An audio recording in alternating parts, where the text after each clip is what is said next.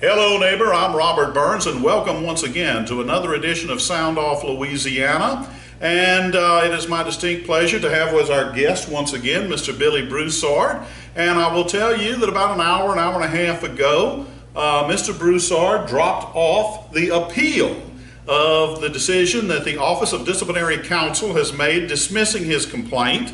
And I will just let you know that today marks the 442nd day from when he lodged that complaint.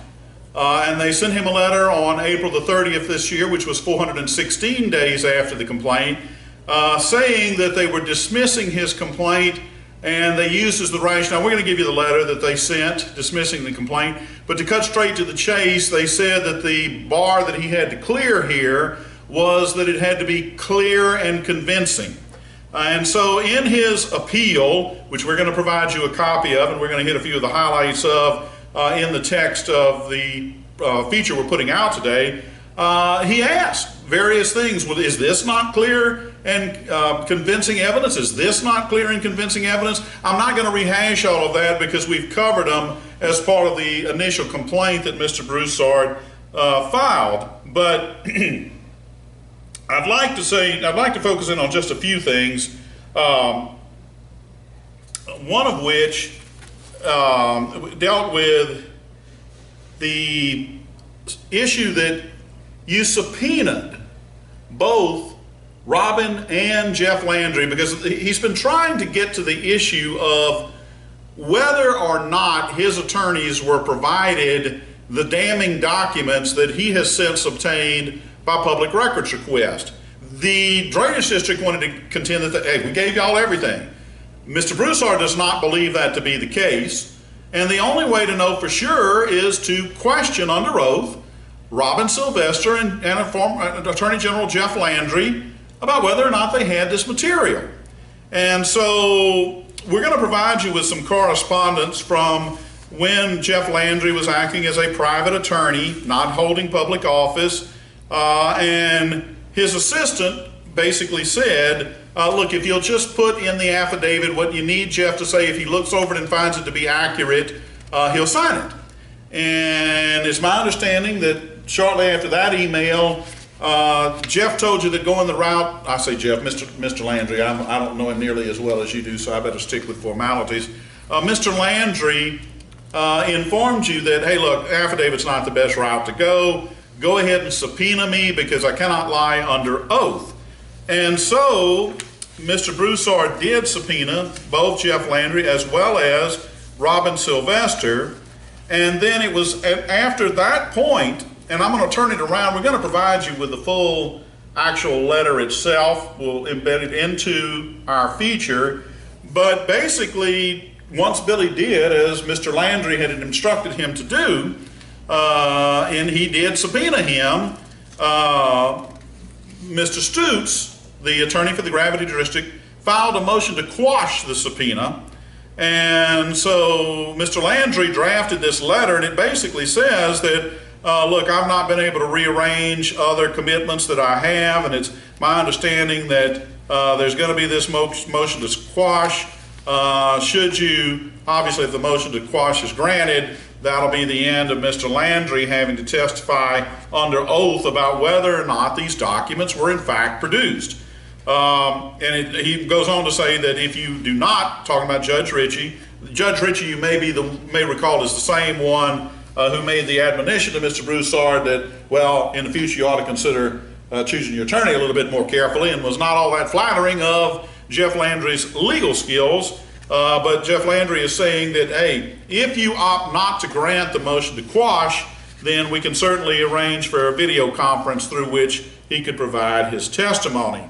And as Mr. Broussard commences with his appeal to the Office of Disciplinary Counsel, he kind of opens up a window that we've not yet seen.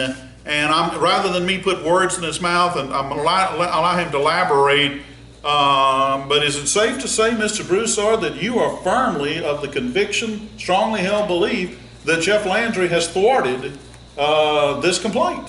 And basically, well, I'm going to let you take over because you you state at the end of your appeal that you believe that Jeff Landry has intervened here and shut this complaint process against Ms. Sylvester down. So I'm going to let you say a few words, whatever you'd like to elaborate upon. And let me just say this before I turn it over to Billy. And I will use your first name because I know you a lot better than I know Mr. Landry. But in the interest of full disclosure, I think most everyone who has been a Sound Off subscriber for any length of time knows that I have a bit of a soft spot in my heart for Attorney General Jeff Landry. And there's a reason for that. And look, I realize that Jeff Landry may, or quite likely was, doing this for grandstanding purposes. But there is no denying the fact that Attorney General Jeff Landry sunk his teeth into Larry S. Bankston, convicted felon Larry S. Bankston. And I mean, he was a bulldog and he didn't turn loose. And Larry Bankston fought Jeff Landry tooth and nail about whether or not he, being Bankston, should be permitted to have state contracts. And Jeff Landry was firmly of the belief that a convicted felon with his prior record had no business obtaining state contracts. And as most of you, if you go way back and you've known me for a long time, some of you may not have known me that long, but that I could not have been happier with our Attorney General for his stand on that. I really don't care if he was grandstanding, because I had to go, long story short, back when I was overseeing the Auctioneers Licensing Board, we had a whole payroll fraud issue, and the board brought in a specially hired attorney to try to cram this corruption right down my throat, so far as to have an administrative hearing over my auction license. And who was that attorney? None other than convicted felon Larry S. Bankston.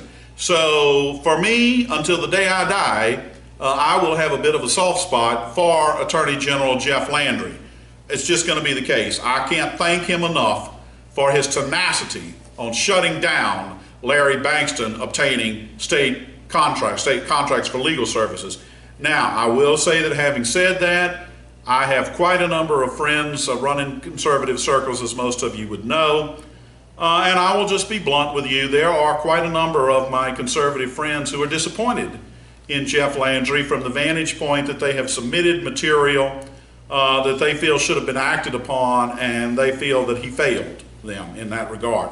And I will also share with you, many of you may recall, I convinced District Attorney Keith Stutes, Lafayette Parish District Attorney, to recuse himself and turn the matter over to the Attorney General's office with regard to Lafayette Parish school issues, namely the drastically excessive billings pertaining to the matter involving former Superintendent Dr. Pat Cooper, and also the cosmetology school that was being run, that was enrolling full-grown adults, some of them in their 50s, that were not eligible to even be in these public schools. And Channel 10 came out there, KLFY, and there was a big announcement made that, well, Attorney General Jeff Landry is going to launch an investigation into this. I can only tell you there was no investigation. I'm not going to reveal how I know that. I think it's safe to say we all have good sources within any state agency that we would try to cover. And that's no exception for me with regard to the Attorney General's office. I'm not happy about it. I put a lot of work into that, and to see it just die on the vine was not pleasing to me. But I guess in the end I have to say, well, you can't win them all. And so I still have that soft spot in my heart for Jeff Landry, grandstanding as it may have been, for the tenacity that he went up against with regard to Larry Bankston. But now, having said that, because I want to have full disclosure, I'm going to turn it over to Mr. Broussard about some apparent concerns that I guess you must have about our Attorney General. Yes, I mean, first of all, I'd like to say, my name is Billy Broussard.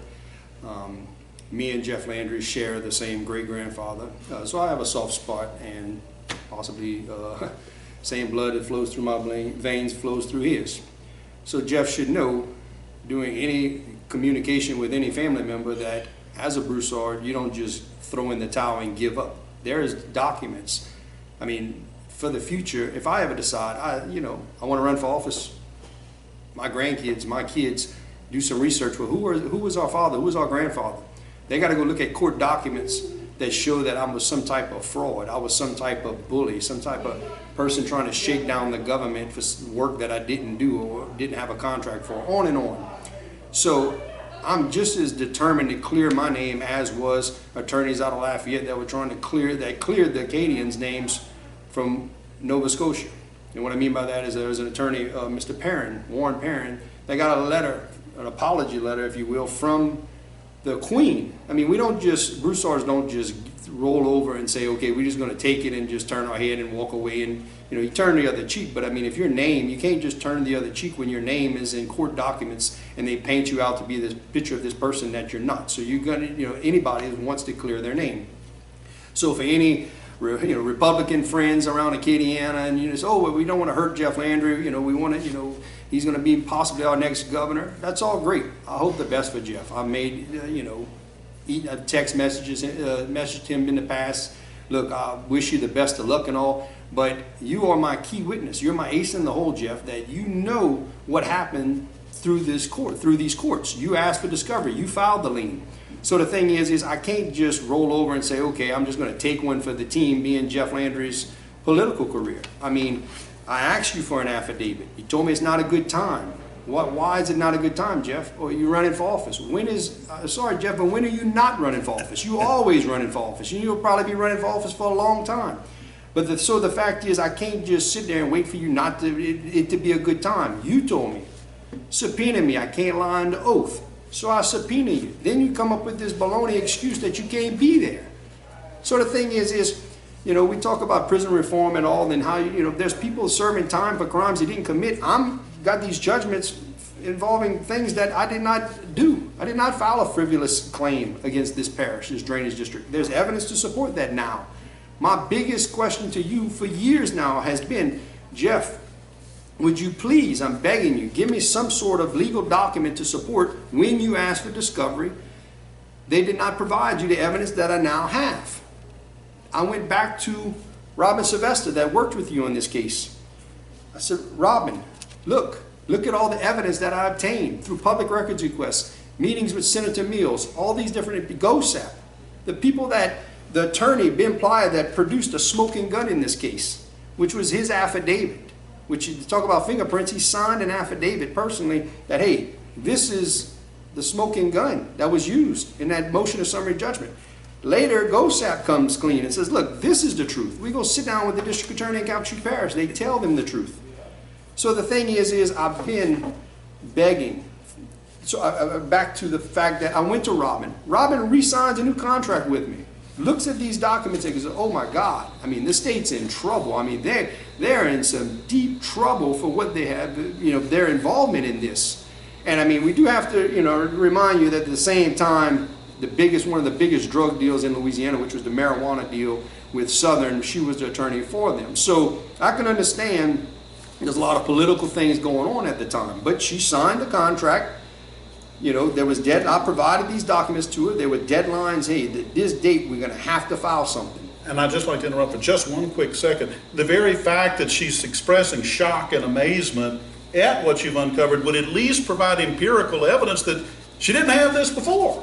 Am I right? Because if you already had it, there should be no shock value to what you presented. Me and her I have it on recording where we're having that exact conversation at Robin. You know you want to provide these documents. I said, but why is Jeff Landry off limits? And she even mentions, well, maybe we could subpoena the firm that her and Jeff worked for at the time, Galloway, Johnson, Thompson, Burns, Smith, and maybe someone from that office can say, look, we have the file, we can compare it, that those documents were not produced. I tried to work with that firm saying, look at what I have. You know, doesn't this not, you know, match up to what y'all were provided?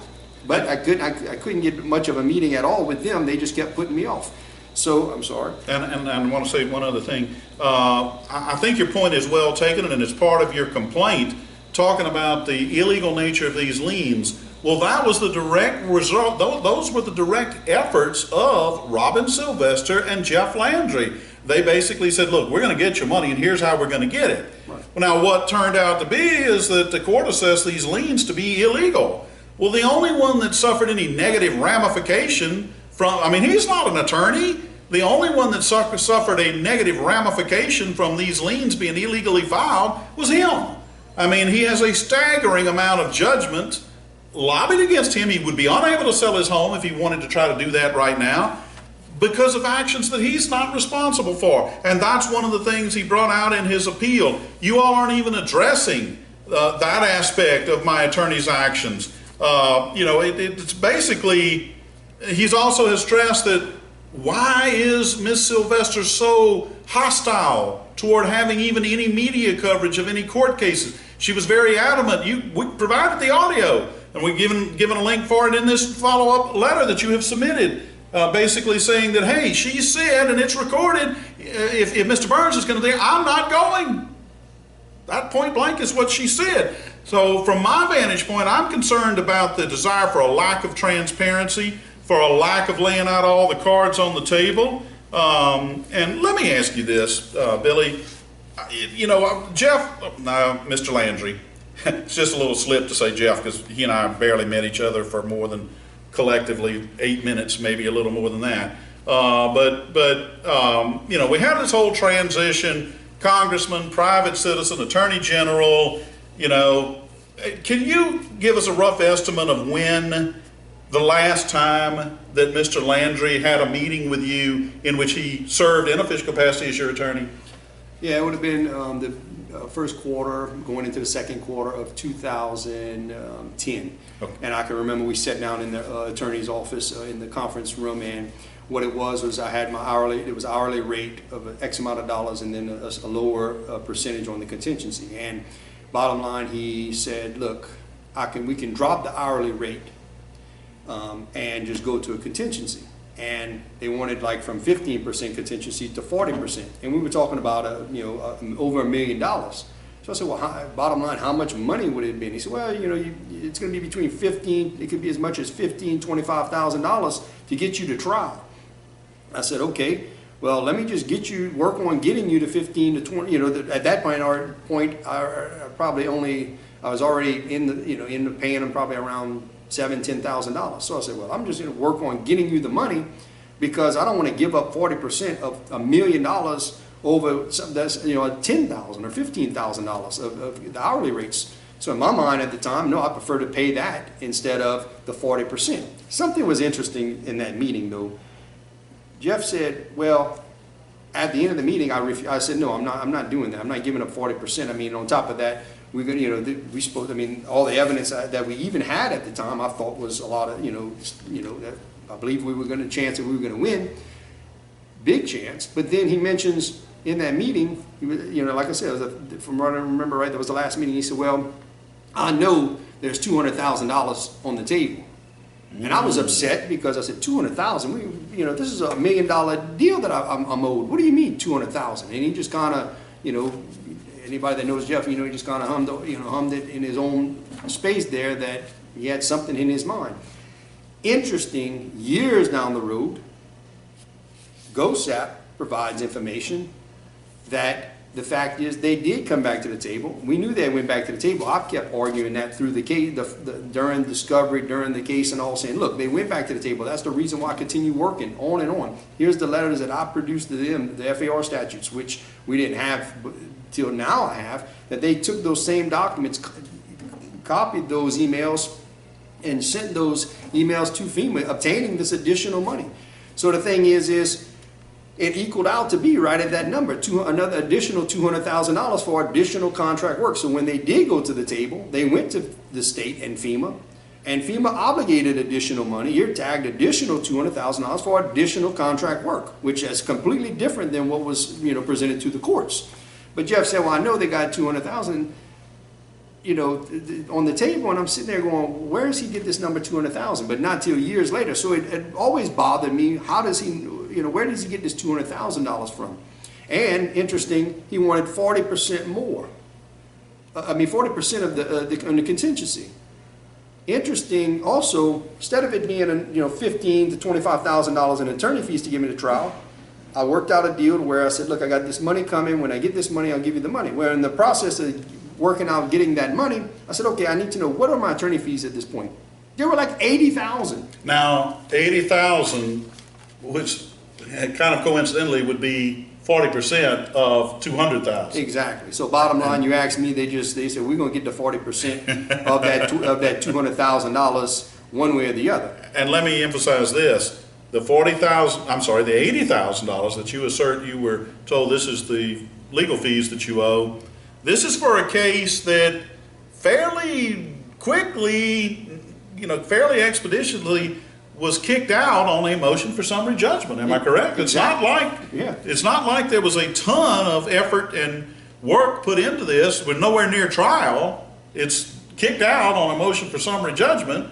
Yeah. But you got hit with an $80,000 legal tab. Right. So I said, okay, $80,000. I remember I was looking at my attorney, like, I looked at Rob and said, what? And she said, oh, look, I'm going to go to the office and figure out what's going wrong. But still, $80,000, because when we would have, I did the math, because that was the first beginning of second quarter of that year. And this deal that we're having now is in at least August. And it jumped that many thousands of dollars. What is that, $70,000+ just to say, or $65,000? It jumped. And I go, wait a minute, there's not enough weeks, 40-hour weeks at that hourly rate to make up that amount of money. How did y'all come up with that amount of money? But the thing is, look, it's not important. Don't worry about it. On and on. But just to say, 40% of 200,000 is 80,000. So I guess they figured they were just going to run the dollar figure up to that amount of money, however they did it, to get that 40%. But interesting, the smoking gun information there was the additional $200,000. But we have to remember, this was during a time that Jindal was governor, and I know they distanced themselves now, a lot of elected officials, but they were really close with Jindal. So bottom line, Jeff Landry was very close to the Jindal administration. Back home where we were from, Jeff, that's one of the reasons I hired Jeff. I was like, oh, he's, not just that he's a cousin, but he's politically connected, and he can get to the bottom of this. But I'm wondering, did he get to the bottom of it and then have that information? How did he get it? I'm not sure. But it's not in the documents that were provided through discovery, that when I asked for the documents, my case file from the firm, it wasn't in there. So did he get information some other sort of way, but he still knew about it? But so that always bothered me. But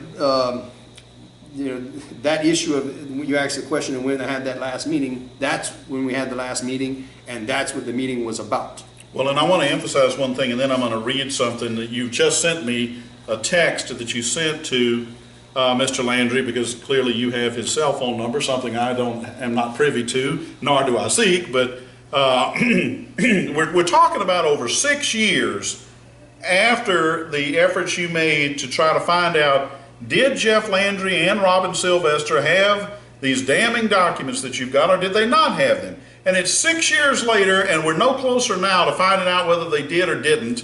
And that's kind of why you went to the Office of Disciplinary Counsel, figuring that they've got a little bit more muscle than you would have to try to get to the bottom of whether these existed or not. But I'm going to briefly, this is a text, and we're going to provide you all. I want to say something. When you say go through the Office of Disciplinary Counsel, subpoena me. There's a reason why you said subpoena me. I can't lie on oath, because it wasn't a good time. Because you didn't want to testify against this political establishment. I call the deep state. You did not want to just on your own give a free, like an affidavit is different than being subpoenaed. So subpoena me because I can't lie on the oath, but on top of that, it's not like an affidavit, you just have to willingly give me that. But on the oath, and then being subpoenaed, you'd be pressured to give, here's the truth. And then we have to remember, I look back in time and I go, wait a minute, this is all information, things that happened over there in Calcasieu Parish.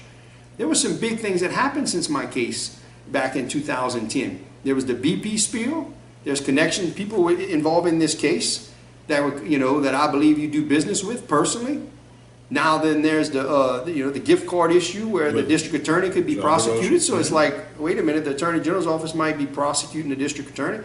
Then all of a sudden, it's Jeff Landry. They got Jeff Landry because he may have been involved personally and through his private businesses with problems that now they have jurisdiction to prosecute him. So you got this, I call a Mexican standoff, to where you got guns pointing back and forth at one another, and you're going, wait a minute. So I got myself in the middle of this Mexican standoff, and everybody's wondering right now, well, what's going to happen? Well, my whole thing is I'm asking you to give me information that could lead to their wrongdoing, but yet they have you personally, which creates a major conflict of interest. But I shouldn't have to hang because of private deals and things that y'all got going on with these deals in Calcasieu Parish. Well, and for those who may not know what he's referencing, there was one of the longest articles I've ever read in my life.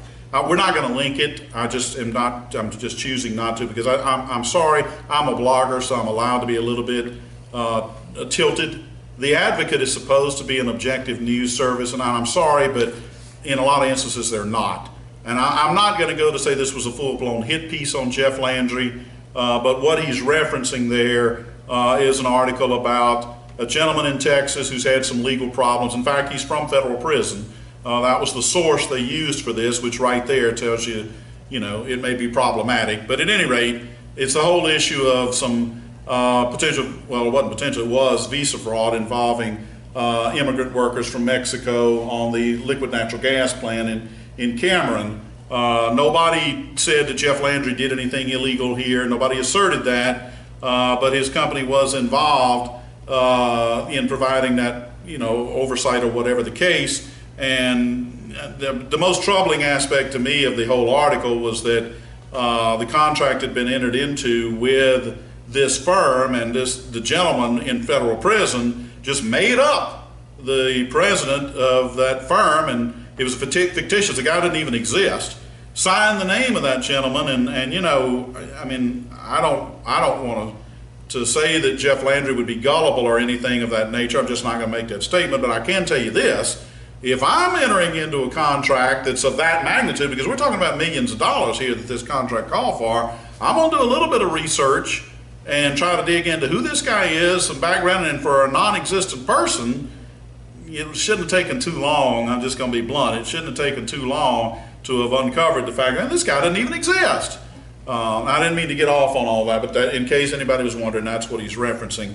But I guess on November the 13th of 2018, every now and then we kind of decide, okay, I'm sending this. And so he sent this, he being Billy, sent this text off to Mr. Landry, and I'm going to read it, and we'll provide a written copy of it. And so this is what you had to say, and then you can comment about the contents of this text. I am happy to see you are climbing the ladder of success. One thing we definitely share and we have in common, it's our blood, that it is a determination, and we are determined to climb the ladder of success. I am just as determined to clear my name. Remember what you told me to subpoena you. Your words, quote, I cannot lie under earth. It's just sad that I have to spend more money on top of the $100,000 worth of invoicing your firm already billed me, and at the end the judge tells me it was all to do with an illegal lien, and you're the one that filed the lien. The good news is I now have the evidence to prove that you did not illegally file the lien. But as you know, as the state attorney general, the bureaucratic deep state have unlimited resources, taxpayer money, to pay attorneys to protect them. As the AG, I don't understand how you can continue to allow them to use taxpayer money to defend their crimes. But I guess you better witness to have but I guess what better witness to have than you, my ace in the hole, to show that these bureaucrats that you now represent have frauded the federal government. Now, of course, going back to what we've said about Senator Cortez, obviously innocent until proven guilty, so nobody's been convicted of frauding the federal government. Let's make that clear. Right. No. It's my opinion. It's his opinion. But it goes back to our previous episode that, well, perhaps that's the case only because there's nobody there to launch an investigation. Exactly. As to, somebody should, particularly Kelly Fontenot, should have some explaining to do here about the nature of the emails she sent out, about GPS sites disappearing. This stuff will be approved whether it's eligible or not. And yet in court, she said, I had no idea there was any ineligible debris removed. Yeah, and she was under oath when she made all these statements. Under oath when she said, I have no knowledge of any ineligible debris. I have to cut in on that. You got to think about, when I sat down with Robin and said, Robin, this restraining order, we were working on the restraining order they put on me to have it removed because I was requesting documents from there. And I said, Robin wasn't there at the time when I was in court with them. And she said, well, we can only work with what was before the court. And I said, well, Kelly Fontenot was under oath. She was confused at first. I said, look, it's on the court transcript. She's the one apparently that was involved in requesting this restraining order. Mm-hmm. She was. So bottom line, she's never denied that. Right. So she's on the stand. They questioned her, and they put me up there. They questioned me about some things. They put her up there, questioned her, and they thought, all right, we finished questioning her. We need to, she's, saying that they can't get their work done because Mr. Broussard is asking for these public records requests, and So I said, well, Rusty Stutes was finished. He goes to sit down. I mean, they're about to let Kelly Fontenot down. I'll stand up and raise my hand and say, Your Honor, I'd like to question the witness. Rusty Stutes cuts a flip. He turns around. He wants what? He said, the judge said he wants to question the witness. Well, Rusty never thought for a million years that I was going to have the opportunity to question the witness that he put on the stand.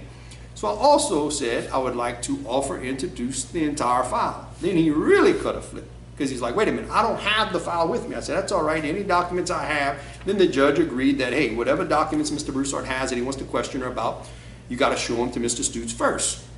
So you talk about the funniest thing. I also had, and people from Calcasieu Parish knows Mr. Rusty Stutes is a very arrogant guy. So I have friends and family members in the audience, just to say, all in the pews. And the courtroom, they took this docket up towards the beginning of the hearings. So the courtroom's full of attorneys. You got to picture this. There's suits all in the background, all Rusty Stutes' friends and all. And they're back there, my family members are saying, they're just giggling because here I am. I didn't even graduate from high school. And I'm sitting there, I got these smoking guns. He puts Kelly Fontenot up there, and I start questioning her about the documents that were not produced during discovery, but yet I had produced some of these documents into the file afterwards. So I start questioning Kelly Fontenot about these documents. She's squirming, but she's confessing at the same time. But she's saying different things that if I'd continue asking the documents, she would have had to acknowledge that she was lying under oath before that. That's my opinion, that she was lying because she's saying I was not aware there was any ineligible debris. But then there's documents that she's saying we need these additional GPS sites to go away. With your help, of course, talking to the FEMA guys, so it shows I used the term, my opinion, colluding back and forth. Mm-hmm. So the thing is when I tell Robin, we're going back to court with this in regards to this restraining order, subpoena Kelly Fontenot and question her. I mean, they're putting this restraining order on me, and bottom line, there should be damages. But on top of that, if there's evidence to support that she lied to the court to obtain this restraining order, bottom line also, my attorney fees, they should have to pay these attorney fees to remove this restraining order. So, that's when also I sent her an email afterwards, because Robin would always, in other parts of the case, or the original, I would have these conversations with her. And we go to court, and the judge and different things were being said in the court. And I go, Robin, we talked about this. I showed you this, and this, and she refused to argue that or to put these people on the stand, whatever it might be. And so, bottom line, I sent an email to her saying, look, here's an email, here's the information. That's when she lost it, and just to say fired me as a client, whatever you want to we have that on. We got that recorded. Withdrew and said, you know what, I'm not going fight with Kelly Fontenot, Rusty Stutes, and crooked judges. But the truth is, I truly believe, and Robin, you admitted to me that throughout this case, when y'all worked at Galloway, Johnson, Thompson, Burns, Smith, that you had to stay within these boundaries. That you told me, Jeff Landry, Tiger Farr, made you work within certain boundaries. Stay in the swim lanes. Exactly. You have to stay in these boundaries. We can't, we're representing you in regards to a contract, not to do anything to do with any fraud, anybody they might have committed or anything. Even though me and Jeff has had conversation, he said, you asked me if they committed fraud? Yes, they committed fraud. That's why I'm running for Attorney General. But the thing is, she had to stay within these boundaries. So that's why I believe that Jeff had a big part, from the legislators to the GOSAP, Governor's Office of Homeland Security, to the District Attorney's Office, to state police, all these different individuals, possibly the OIG, all these individuals just killing any type of investigation, any type of evidence being brought forward, is Jeff was like, no, you have to stay within these boundaries. Why? But you got to remember, Jeff Landry, from what I understand, is in the disaster recovery business. These same people that could possibly committed these crimes are the same ones that sign off on tickets throughout the state. So you ask me, and I know you got a soft spot, I do too. You ask me, it creates a conflict of interest Are you really going to testify against the individuals that sign off on tickets in regarding the business that you're involved in? I mean, these are the same individuals as the checks and balances the checks and balances in regards to your private businesses. So the thing is it's a problem, and you know, and I keep being the one that the family members and different ones have heartburn about me. Well, you know, like, why are you doing this to Jeff? No, y'all hung an innocent man, and I'm going to clear my name. I'm not going to quit until I do. So the thing is I you know, I hate to do this, but I have to get the information out there. I mean, how else I'm going to clear my name? I mean, oh, it's not a good time. When is it a good time? So the thing is, sorry for the heartburn. Sorry for, you know, I know you're now apparently going to be running for governor. But the thing is, you don't just let a client hang and just leave them there and then they have evidence. I mean, when people, I read it in the news all the time, they let some individual out of prison and then their whole life is destroyed because of some crooked politicians or crooked elected officials, some crooked district attorney or somebody that used them as an scapegoat to cover up somebody else's crime, and they got to sit there and lose their whole life in the penitentiary, and then they get out. I watch one sad guy, he gets out and all he wants to do is go to his mama's house and get him a po' boy. I remember seeing that. Yeah, I mean, I'm not going down like that. I apologize, but if you think I'm going to sit there and let me and my family suffer because I'm worried about your political career, you got me painted as the wrong person. You need to do some research and talk to some family members and find out Broussard's don't go down like that. And I love you, man, but you're not going to do that to me. It's time for you to step up and come forward with the truth. And if not, I am not going to quit. So you're worried about skeletons in the closet. I don't look like no skeleton. I got a lot of meat on my bones. So it's time for you to step up. All right, and I guess obviously you can tell we're pretty much at the end of today's episode. And for quite some time, I think it's fair to say that I have frequently had to serve as the sounding board for you to get a lot off of your chest with regard to Attorney General. And I appreciate that because you are big, let's support Jeff Landry. Let's get some conservatives in there. That's all great, and I'm all for it. But let's, sometimes I look at it. Wait a minute, you're conservative, but you seem to be, defending the deep state. And I've been happy to serve as that sounding board, and I will be perfectly honest, as I laid out the full disclosure at the outset of this video. I've been a little bit reluctant, I'm laying out the truth, to go into this kind of detail about his frustration with our Attorney General and with his own cousin. But I felt like in order to try to be a fair outlet for news, for me to quash that would not be responsible on my part. And so I think we've had a pretty open and candid And Jeff, all you got to do is pick up the phone. Just pick up the phone and say, all right, look, let's just set the record straight. And look, the statute of limitations ran out on a lot of these people. The crimes that they may have been involved in, the potentially crimes, statute of limitation ran out. Y'all ran the clock out. So great, let them continue doing what they're doing. Let them go do it to somebody else. But clear my name. Let me out from these chains that y'all put me under. Just, hey, and if I need to, I'll sign off that, hey, look, I just want to get paid for the work that I've done. Clear my name. If y'all want to let these people go and y'all don't want to investigate, that's fine. But I want to clear my name. I want to get paid for the work that they ordered me to do. But the thing is nobody needs, a lot of people, y'all held down and ran the clock out to where a lot of them, they're free. I mean, they have that, they're just as clear as can be because the statute of limitations has run out. And there's a lot of people I believe involved. I tried to sit down and try to have conversations with the OIG, and then even when you get a document, say, no, look at the document, look at this date, and they squirm. And then when that date, all they do is waiting for that, they're saving graces, that 4 or 5 years of statute of limitations. But a lot of that is cleared out. Everybody can go about their life, and I'm happy for them. I want everybody to be able to move forward, but I can't move forward while I still have these judgments and my name being smeared in the court of the type of person they try to paint me out to be. And I mean, it really hurts when a judge is going to sit there and call you a bully and like I tried to fraud them. When the judge he can't be that stupid not to be able to look at those documents and see that I did not do. And then when I presented them, when you have people like Kelly Fontenot confessing, the judges holler, stop, stop. I'm mopping the floor with Rusty Stutes. Rusty Stutes is sitting over there. They talk about like the Flynn case. They said, well, the prosecution rests. He didn't say I rest, but he was over there at the table with his head in his hand just tapped out. That's what I was saying earlier. The people in the audience just laughing because here I am. not even no college graduate or anything, and I'm mopping the floor with him with the facts. It's just the facts. It's not that who I am or nothing. I thank God for helping me. But the thing is I'm just showing the facts. And he's tapped out. The judge has to revive him and say, okay, what can I do? I mean, give me something. So he had to revive Rusty to get him back up there.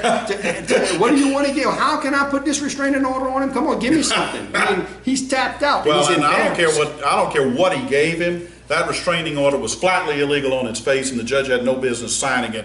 That'll be my little bit of standing up on a soapbox. That's infuriating to me that you would sign off on a restraining order because essentially I can't do anything if I get prohibited from being able to obtain public records, and it's just absolutely infuriating. But the reality is, what he'd already gotten had, we'll use the polite expression, peed them off, okay? Exactly. And so they said, we're gonna nip this in the bud real fast. It's already bad enough. We're not letting any more cattle out of this barn, you know? So I want to just wrap up with one last little, I guess, a bit of humor to try to end it on as positive of a note as I know how, given the nature of this sound off feature. And you know, as most of you know, I'm a dedicated hayride fan. I go to the hayride functions, literally just about every one, at least if it's within a reasonable driving distance. I even went to Shreveport a couple of years ago because I wanted to hear Alan Seaball make his presentation. Many of my Facebook friends will know that it is Alan Seaball's meme about Taxpayer Hero that serves as my profile picture. But I guess, I don't know, about 2 years ago, we had a hayride function in Baton Rouge at which Jeff Landry was going to be the guest speaker. Well, naturally, Billy wanted tickets immediately, and I said, Billy, these things are, there are a lot of people at this thing. You don't think you're actually going to be able to get up there and talk with Jeff? He said, watch me, you know? And so as the meeting concludes and there's glad handling going on all through the room. Remember when we first get there, though. We first get there, a group of us talking in the corner. Who showed up? You don't remember who came up and said, hey, Billy? Well, yeah, that was Jeff Landry. That was at the beginning. At the beginning. So the point is he came up, he said hi, and introduced himself to the other guys, and then Jeff walks away and go, well, obviously Jeff knows you. I said, oh yeah, Jeff knows exactly who I am. Yeah. So at that point, I wasn't sure just how. I mean, he'd been his attorney, so I would figure he would know him. Y'all were cousins, you know. But at the end of the thing, I mean, Billy was like a lightning bolt. You know, he wasn't about to let Jeff Landry get out of that building without him getting up there. And the Trooper Toops, I had to think for a second, is I guess one of the bodyguards for Jeff Landry. And I saw Toops kind of lean over and whisper something in Jeff Landry's ear. And I had been familiar with Trooper Toops because he was one of the ones that presented at the State Police Commission seeking to get this ability for the State Troopers Association to be able to make political campaign contributions. And I will be blunt with you, it rubbed me the wrong way about exploiting kids with cancer and the good works that the State Troopers Association would do. They try to use that, in my opinion, inappropriately, and I feel very strongly about that, to try to play at the heartstrings of the State Police Commission to say this is why we need to make campaign contributions, because if we don't, we're not going to exist and we can't do all these good things. But I said all that to say this, Trooper Toops, that's a tongue twister and I should do better than that as an auctioneer. Trooper Toops leaned over and whispered something to Jeff Landry. Of course, there was no way to know what it was. And then Jeff Landry looked right at me and said, well, now you're doing a great job, which let me know, okay, that it had to have been something about Sound Off Louisiana, who knows what, you know. But the next thing I know is Billy's trying to corner him literally before he gets into the SUV to head off, and I can only say that as an observer, it looked like Jeff could, again, I'm just using the first name there, Mr. Landry, he was hell-bent and determined he was going to get in that SUV in short order. I don't know what conversation y'all may have had. I know it couldn't have been much because it didn't last long. But well, the fact is, I remember I cornered him and I said, okay, Jeff, I mean, why am I the only one in Louisiana that can't get justice because you were my attorney? And I said, look, I'm communicating with, at that time, the district attorney in Baton Rouge, because I said, Mr. Moore, I was communicating with his office, and I said, well, look, if GOSAP was frauded, that office, GOSAP's office is in Baton Rouge, so his office would have original jurisdiction if there was any, false information provided them to obtain, funds through the state. So he said, well, you know, whoever you're meeting with, just talk to him, whatever, but just tell him to call me. And I'll explain to him. And I'm like, okay, again, Jeff, you have a conflict of interest. And I knew at that point he had already was, you know, shutting everything down that I was working on. And I think it has a lot to do with the people that, you know, is the deep state. And he's now their attorney. I mean, you can, and I want everybody to know out there, you filling out all these forms, making all these complaints to the Attorney General about state agencies, you're wasting your time. He represents, he's their attorney by statute. So the thing is to give a plug for him, all these complaints that he gets, I mean, there's rumors that there's hundreds of complaints they put it on his desk. Said, what you want to do with this? He just make all that. He said, make all that stuff go away. That's been a rumor, but the thing is, it's more than a rumor. But the thing is you want to know, well, why isn't Jeff Landry? I mean, going after? He represents them. He, you know, you don't. I mean, you ask me. You get it creates a conflict of interest when you're a constituent and there's crimes you see or potential crimes you think could lead to prosecutions, and you go give it to the Attorney General saying, look at this.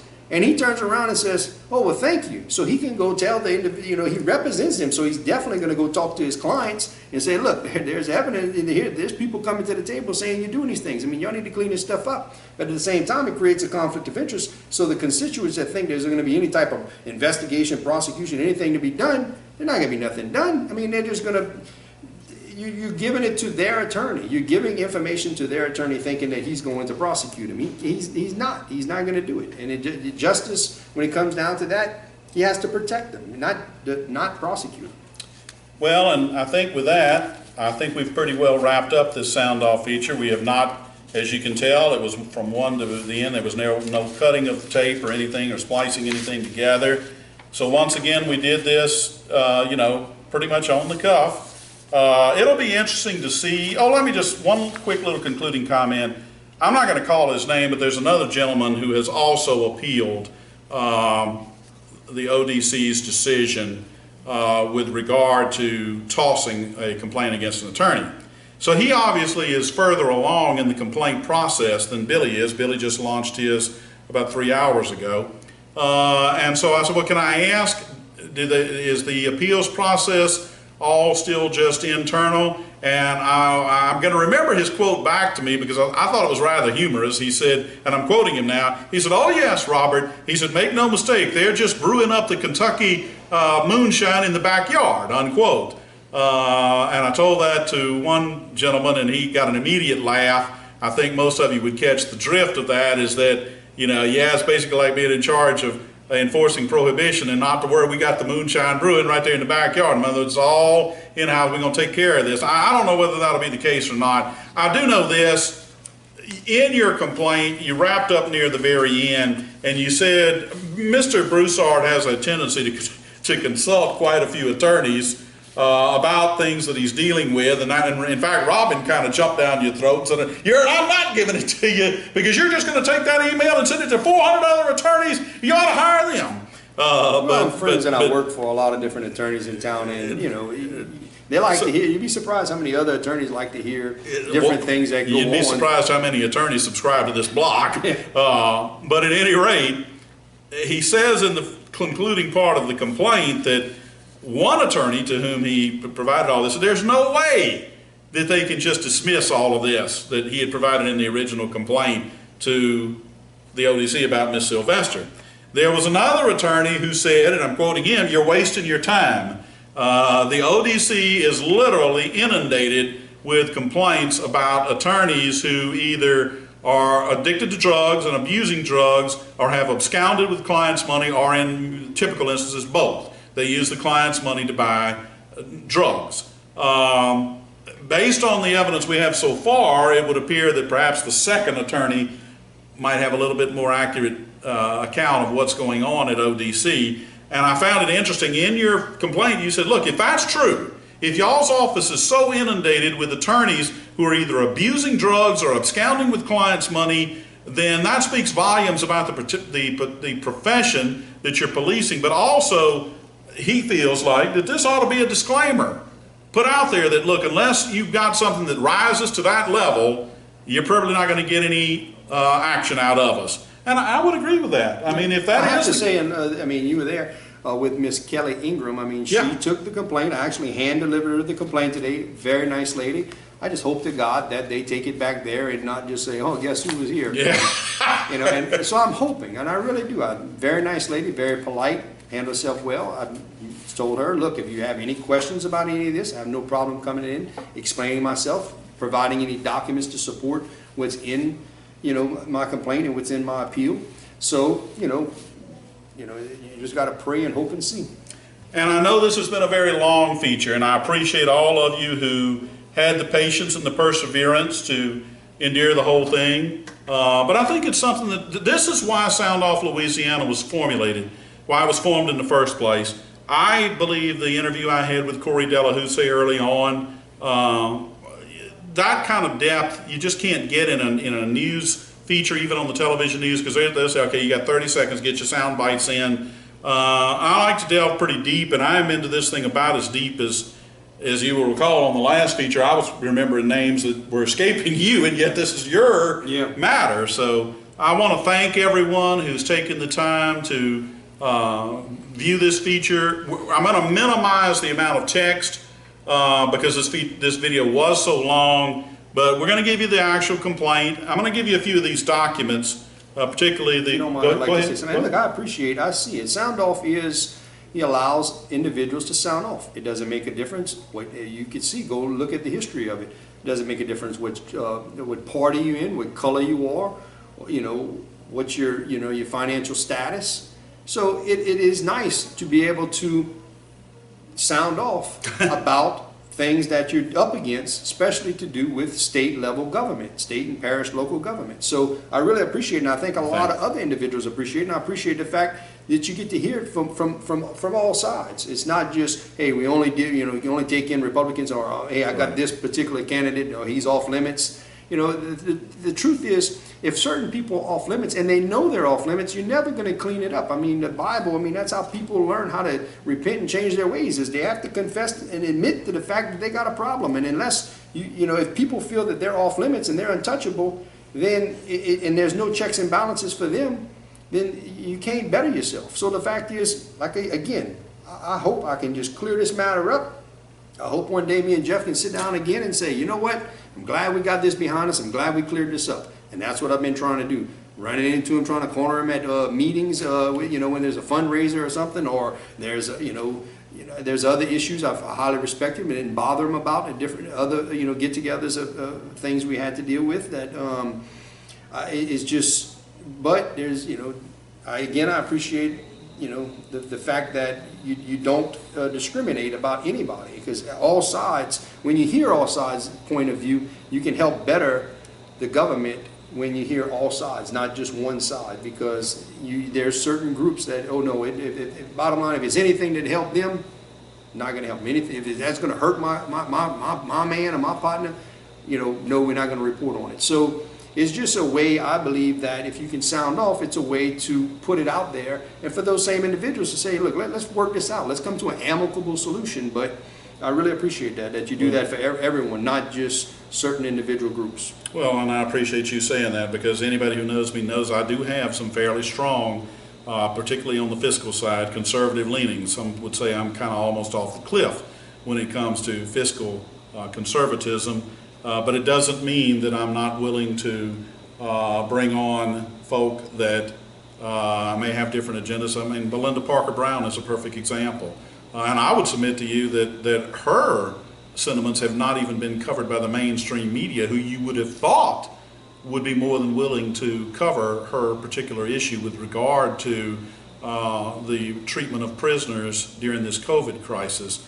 But I really appreciate you saying that, because my thought is, as long as you have a valid concern about a governmental issue, I'm willing to give you the forum. I can't guarantee anything will be done about it, but I'll give you the forum to give you the opportunity to sound off, and that's why it was named Sound Off Louisiana. So with that, I want to thank everyone for having tuned in. I appreciate your kind words at the end. Who knows what's going to happen with this, you know, appeal? Who knows? Maybe this will be one of the times that toward the end he said, look, I'm looking forward to hearing back from you that you have reversed your decision and are preparing to head forward with an administrative hearing to get to the bottom of some of the things that happened here.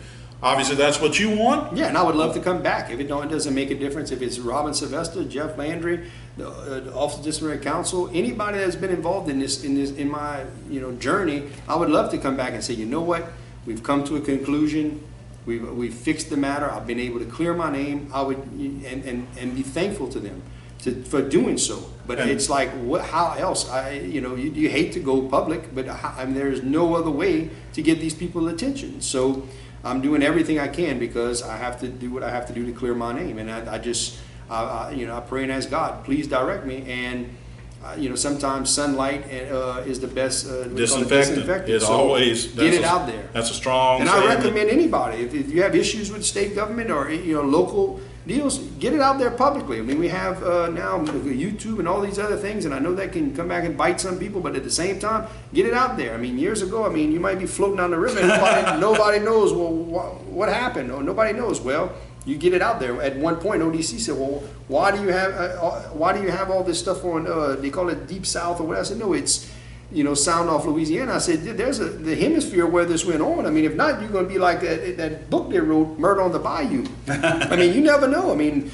that was, a previous time, but you hear the stories of what really happened. We don't know. The person, shot himself in the back twice and threw himself off a bridge. I mean, it's good if you got complaints and you got issues you're up against certain powerful people, get it out there in the public. Then that way you can, they can always look back and maybe say, well, we have something here that maybe be tied to why we can't find the person. So. Well, and no matter what the outcome of this appeal that Mr. Broussard lodged about, 3 hours ago, no matter what it is, we're going to keep you up to speed. So with that, Mr. Broussard, thank you so much. Now, I'm one that doesn't eat breakfast, and so I was literally starving when we sat down here.